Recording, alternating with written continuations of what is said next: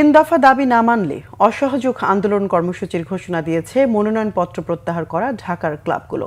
তাদের দাবি, বিসিবি নির্বাচন বাতিল না করলে কোনো ধরনের ক্রিকেটে দেশের কোনো ক্লাব অংশ নেবে না। শনিবার মোহামেডান ক্লাবে দেশের শীর্ষস্থানীয় ক্লাবগুলো নিয়ে সংবাদ সম্মেলন করে নির্বাচন বর্জনের ঘোষণা দেন সংগঠকরা।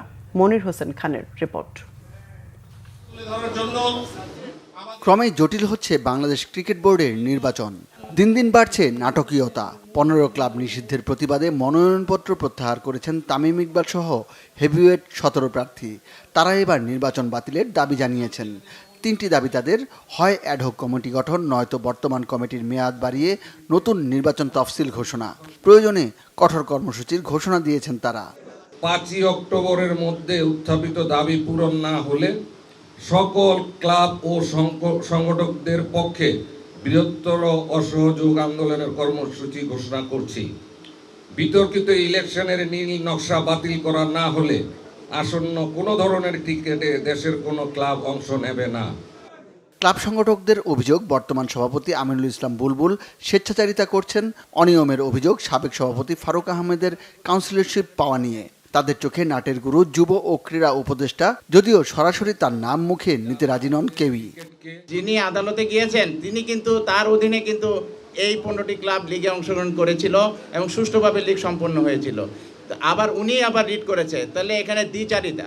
আমরা কিন্তু আস্তে আস্তে এখান থেকে বেরিয়ে আসতে হবে, ক্রিকেট বোর্ডকে বেরিয়ে আসতে হবে, এনইসি তার শুভবুদ্ধি উদয় হবে এবং যারা ক্লাবের সংগঠক আছেন তাদেরকে অবশ্যই মূল্যায়ন করতে হবে।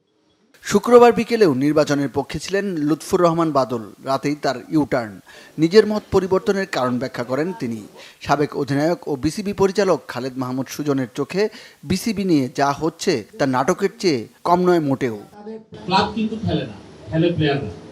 আপনি যে এতগুলো প্লেয়ারের রিজিকের ব্যাপার থাকবে, কারণ আপনি যারা এখানে সংগঠক আছেন, যারা ক্লাবগুলোকে চালায়, তারা যদি আজকে ক্রিকেট বোর্ডের কাউন্সিলরশিপ না থাকে, ভোটের রাইটস না করতে পারে, তাহলে তারা কেন ক্লাবকে টাকা দিবে?